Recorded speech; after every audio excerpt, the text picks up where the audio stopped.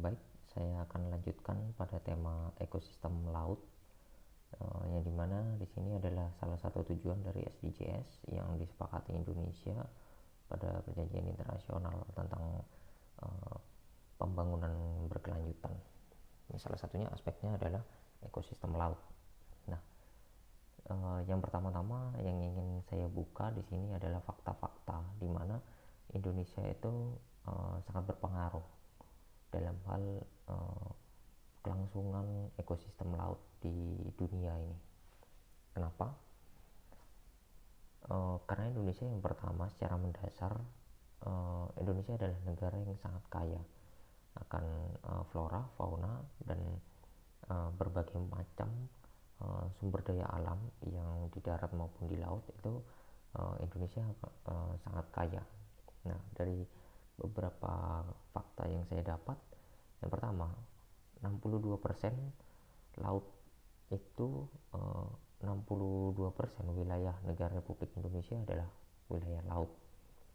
Nah, ini sangat berkesinambungan dengan tema yang kita angkat, yaitu tentang ekosistem laut, yang dimana 62% wilayah itu ya adalah bagian dari kedaulatan negara kita yang tentu harus dijaga.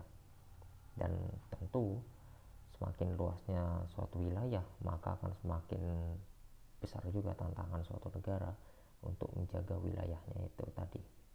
Bukan sekedar menjaga tidak boleh dilewati oleh kapal-kapal asing gitu, bukan sekedar itu, tapi bagaimana negara mengelola wilayah laut itu tadi supaya laut itu bisa dimanfaatkan sebesar-besarnya untuk kemakmuran rakyat. Nah, kemudian yang kedua, 14% terumbu karang di dunia itu berada di negara di wilayah Republik Indonesia.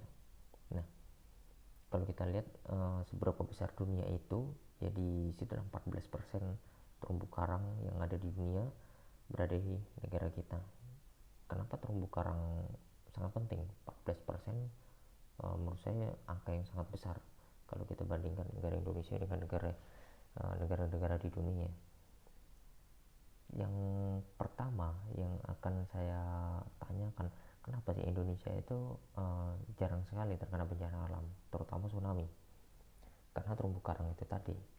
Faktanya terumbu karang itu dapat mencegah terjadinya suatu bencana alam seperti tsunami, gempa bumi, yang dimana terumbu karang itu sebenarnya sebagai suatu penopang di mana arus air itu di laut tidak terlalu keras.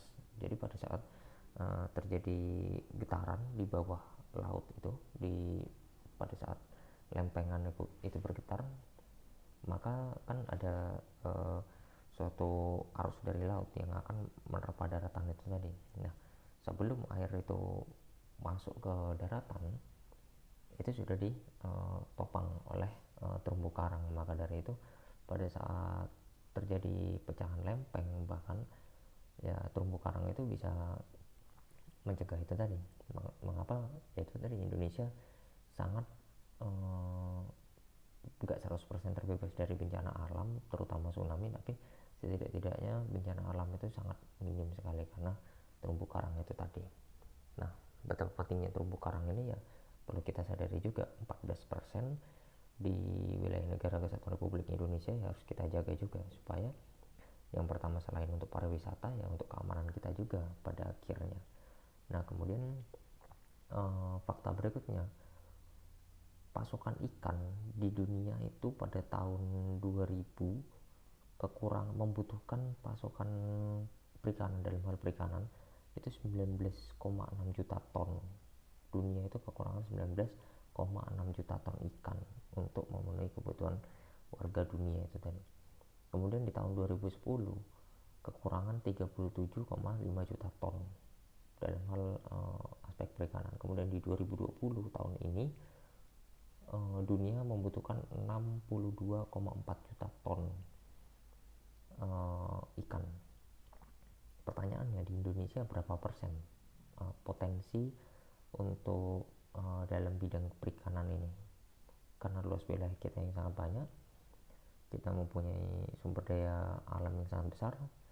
Kalau dihitung dari jumlah wilayah seluruhnya di Indonesia itu dan sumber daya alam yang sudah diteliti, khususnya dalam hal perikanan, Indonesia berpotensi untuk menghasilkan 65 juta ton per tahunnya. Ya, sedangkan dibutuhkan dunia pada saat ini 62,4 ton, 62,4 juta ton ikan. Yang dimana di satu negara kita ini bisa memasok ikan untuk seluruh dunia. Jadi seluruh dunia membutuhkan ikan sekian, kita bisa memasok itu sebetulnya. Betapa besarnya sumber daya alam kita, yaitulah yang harusnya kita jaga. Dan bukan sekedar dijaga, tapi diolah juga. Kemudian di dalam aspek mangrove, di mana mangrove ini seperti yang kita tahu, dalam hal seperti tadi bencana alam, yaitu sangat dibutuhkan. Selain menjaga kita dari bencana alam seperti tsunami misalnya, hutan mangrove juga mempunyai banyak sekali manfaat, seperti misalnya kayu-kayunya itu kan bisa dibuat untuk api unggun, dan kemudian bahkan untuk obat-obatan pun banyak dipakai sebenarnya. Nah, yang menariknya di sini, luas ekosistem mangrove di Indonesia itu 75% dari total mangrove di Asia Tenggara, dan di dunia di dunia itu 27% mangrove. Jadi Indonesia mempunyai hutan mangrove, yang dimana hutan mangrove-nya itu populasinya 27% di dunia, dan di Asia Tenggara 75%. Dan ini sangat-sangat besar menurut saya, yang dimana itu perlu dijaga menurut saya. Dan bagaimana masyarakat kita juga tidak apatis dalam hal melestarikan hutan mangrove itu, yang dimana negara-negara lain membutuhkan hutan mangrove untuk pertama memenuhi kebutuhan masyarakat di sekitar sana. Di lain sisi, hal itu juga untuk keselamatan masyarakat di daerah pesisir, yaitu perlu kita sadari kita sangat terlindungi sebenarnya hidup di negara yang memang iklimnya tropis, banyak kekayaan flora dan fauna, yang dimana bisa hidup di negara kita, semuanya bisa hidup. Dan bahkan ada pepatah, kita tanam kayu pun ya bisa tumbuh gitu. Nah, kemudian dari 20 jenis lamun yang dijumpai di perairan Asia Tenggara, terdapat 12 diantaranya dijumpai di Indonesia. Nah, seperti sama padang lamun itu kan di daerah yang paling pojok ya, setelah yang pertama itu hutan mangrove, kemudian terumbu karang, baru kalau nggak salah baru padang lamun itu tadi. Sama halnya seperti padang lamun itu kan kalau kita lihat di laut banyak juga ya hewan-hewan laut yang memang bahkan hidup pertama hidup lahir di sana, menetas di sana sampai mati pun di sana. Banyak juga hewan-hewan yang seperti itu. Tapi ada hewan juga yang memang mempergunakan padang lamun itu untuk bersinggah saja.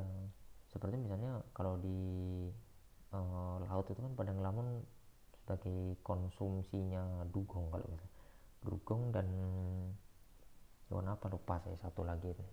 Dan itu memang sangat bergantung pada padang lamun. Tapi kan padang lamun yang gak ada, ya kedua hewan itu juga ya anjing laut sorry, dugong dan anjing laut, mereka pun memakan itu juga. Jadi kalau misalnya padang lamunnya habis, ya ekosistem juga kalau menurut saya ya pasti gak akan stabil lah. Nah, dari beberapa fakta di atas, saya mengambil kesimpulan bahwa setiap warga negara itu sebenarnya punya hak untuk memanfaatkan sumber daya alam yang memang kita miliki untuk dimanfaatkan sebesar-besarnya untuk rakyat itu tadi lagi. Karena logikanya, kalau pemerintah saja yang mengelola sumber daya alam yang tadi saya bacakan itu, seberapa banyaknya sumber daya alam yang kita miliki, sangat susah sekali untuk dimanfaatkan dengan semaksimal-maksimalnya.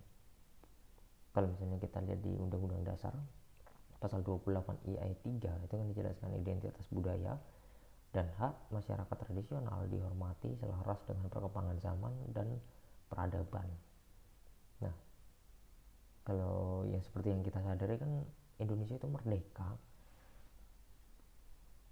karena memang masyarakat adat itu tadi yang memang mau bersatu untuk jadi negara. Sebelum adanya Indonesia yang merdeka, masyarakat adat itulah yang hidup sebetulnya. Dan masyarakat adat itu yang memang dari dulu sudah bisa memanfaatkan sumber daya alam yang mereka miliki tadi. Jadi saya pikir tanpa negara pun sebetulnya ekosistem laut di Indonesia pun bisa dimanfaatkan oleh masyarakat adat itu tadi. Tapi kembali lagi, konsekuensi karena tidak adanya negara, ya maka tidak akan ada kestabilan.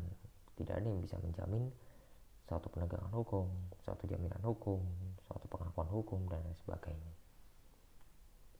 Tapi kembali lagi, kalau kita melihat mirisnya kekayaan alam kita yang memang jadi terlantarkan saja begitu saja, ya itu menurut saya cukup jadi perhatian yang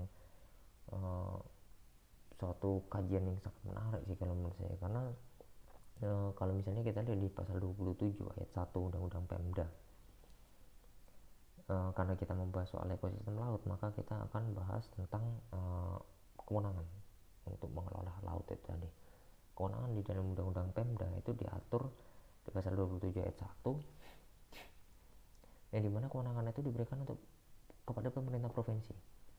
Kalau kita lihat kan di pemerintahan itu ada pemerintah pusat, pemerintah daerah provinsi, pemerintah daerah kabupaten kota. Ini memang ketiganya memang nggak bisa kita pisahkan, tapi kembali lagi kewenangan spesifiknya terdapat di pemerintah provinsi. Yang di ayat 2-nya langsung saya bacakan saja. Kewenangan daerah provinsi untuk mengelola sumber daya alam di laut sebagaimana dimaksud pada ayat 1 meliputi eksplorasi, eksploitasi, konservasi, dan pengelolaan kekayaan laut di luar minyak dan gas bumi. Kemudian B, mengatur administratif, pengaturan tata ruang, ikut serta dalam memelihara keamanan di laut, dan ikut serta dalam mempertahankan kedaulatan negara. Nah, dari kelima tadi yang saya bacakan, kelima poin yang tadi saya bacakan, saya pikir cukup besar sekali kewenangan dari pemerintah provinsi ini. Tapi kembali lagi, apakah pemerintah provinsi dapat menjalankan kewenangannya dengan semaksimal mungkin? Itu yang jadi pertanyaan menurut saya. Kalau kita gradasikan lebih spesifik lagi, dalam pelaksanaan, dalam hal menjaga dan mengelola lingkungan itu kan sebetulnya terbagi menjadi 3, pemerintah pusat, daerah, dan masyarakat itu sendiri. Yang dimana perspektif dari pemerintah daerah, masyarakat itu adalah eksekutornya, eksekutor dalam menjalankan mengelola lingkungan itu tadi, ekosistem laut itu tadi, menjaga, mengelola. Tapi dari perspektif masyarakat, pemerintah daerah yang punya tanggung jawab untuk itu atau pemerintah pusat. Jadi perspektifnya beda-beda nih. Nah, yang menurut saya jadi tantangan hukum pada saat ini, khususnya hukum lingkungan, bagaimana menyeragamkan kewenangan itu. Contohnya seperti ini, ada suatu daerah konservasi yang dilindungi oleh pusat, kewenangannya berada di pusat. Kemudian pemerintah daerah nggak ikut campur, ya sudah, itu urusannya pusat gitu. Kalau misalnya ada apa-apa ya pusat. Padahal yang kembali lagi esensi dari otonomi daerah itu kan untuk menjalankan pemerintahan yang seluas-luasnya, itu menurut Undang-Undang Dasar malah di pasal 18-nya. Menjalankan pemerintahan berdasarkan prinsip otonomi yang seluas-luasnya. Kalau dari sana seperti itu. Ya itu jelas.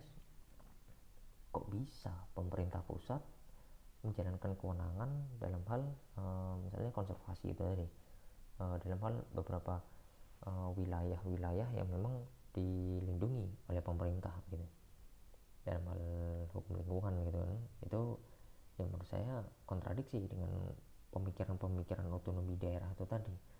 Ada beberapa wilayah yang dikelola oleh pusat, ada beberapa wilayah yang dikelola oleh daerah. Ini kalau menurut saya jadi kontradiksi lagi. Yang lebih parahnya lagi, bagaimana kedudukan masyarakat itu. Sedangkan kalau di praktek, kalau kita lihat kan sering sekali sosialisasi seperti itu. Inti sosialisasinya ya kita harus menjaga lingkungan seperti itu, tapi tidak ada kontrak atau perjanjian yang jelas antara pemerintah dan masyarakat itu tadi, bagaimana mengelola lingkungan itu. Kebanyakan sosialisasi hanya sekedar yang menjaga saja, udah pokoknya lingkungannya dijaga gitu. Tapi pengelolaannya seperti data-data yang saya sebutkan tadi, soal padang lamun, soal hutan mangrove, kemudian ada soal rumput laut tadi juga, kemudian ada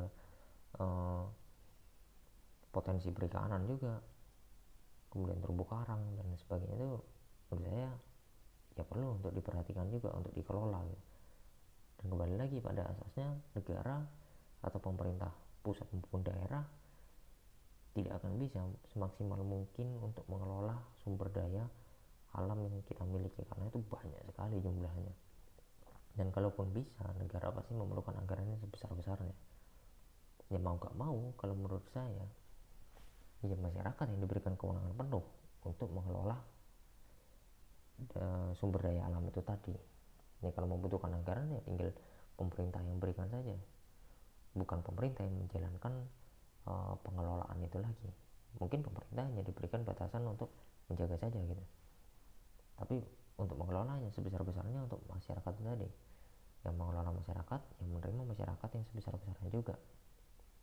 Dari sana kalau menurut saya sumber daya alam itu bisa dikelola dengan semaksimal mungkin ya, walaupun implikasinya memang ya saya pahami bahwa misal keuntungan dari pendapatan negara kita pasti akan berkurang gitu ya, misalnya mulai dari aspek pajak, aspek misalnya pendapatan ikan yang dimiliki oleh negara gitu ya, karena memang masyarakat diberikan kewenangan yang sebesar-besarnya itu tadi ya, implikasinya memang ada. Tapi kembali lagi bagaimana kita bisa mengelola lingkungan itu dengan semaksimal mungkin.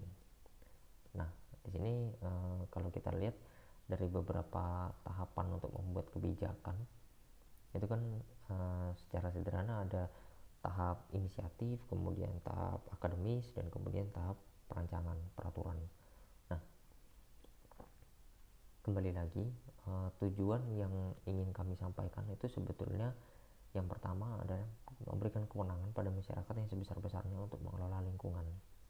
Nah dalam hal aspek pembentukan pembentukan peraturan daerah, nah ini peraturan daerah, kita akan masuk peraturan daerah yang dimana tadi kan dasarnya daerah diberikan kewenangan untuk mengelola lingkungan, khususnya ekosistem laut. Nah dalam hal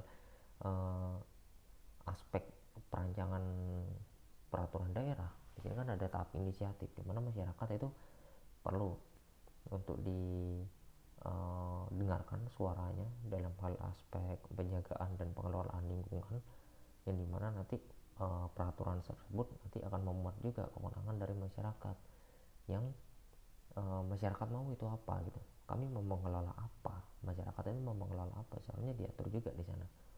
Dan kejelasan kewenangan dari masyarakat itu tadi, walaupun masyarakat bukan suatu badan hukum atau bukan suatu bentuk pemerintahan, tapi masyarakat itu adalah bagian dari pemerintahan menurut saya. Walaupun masyarakat juga diatur oleh pemerintah, tapi masyarakat juga punya hak untuk mengelola lingkungan itu tadi. Kalau menurut saya seperti itu, sepanjang itu tidak melanggar norma-norma yang ada di masyarakat. Contohnya misalnya merusak lingkungan, ya tentu beberapa oknum dari masyarakat itu yang merusak lingkungan ya seharusnya diberikan penegakan hukum. Yang saya maksud di sini adalah bagaimana masyarakat itu diberikan kewenangan untuk mengelola, sekaligus mungkin menjaga, pastinya menjaga juga gitu. Yang dimana pemerintah pusat atau pemerintah daerah juga punya tanggung jawab untuk itu, untuk menjaga lingkungan. Tapi kalau untuk mengelola menurut saya lebih alangkah baiknya masyarakat itu sendiri. Kemudian tahap rancangan akademik. Rancangan akademik itu kan sebagai dasar nanti dimana kenapa peraturan itu ada, alasan-alasan peraturan itu ada. Ini dari tahap inisiatif itu kembali lagi menurut saya yang paling utama masyarakat didengarkan suaranya, apa mau mereka, apa yang akan mereka lakukan nantinya, dan diberikan suatu payung hukum di mana masyarakat itu bisa dilindungi untuk mengelola lingkungan itu tadi. Menurut saya sampai di sana, yang pada kesimpulannya adalah sumber daya alam kita itu sangat besar, sumber daya manusia juga sangat besar, dan saya pikir tidak bisa pemerintah daerah atau pemerintah pusat saja yang punya kewenangan untuk menjaga dan mengelola lingkungan, karena implikasinya nanti lingkungan itu tidak akan bisa dikelola semaksimal mungkin. Kembali lagi pada cita-cita bangsa kita, salah satunya di undang-undang dasar, yang dimana itu untuk negara kita ada karena untuk keadilan dan kesejahteraan masyarakat, yaitu rakyat Indonesia sendiri. Terima kasih.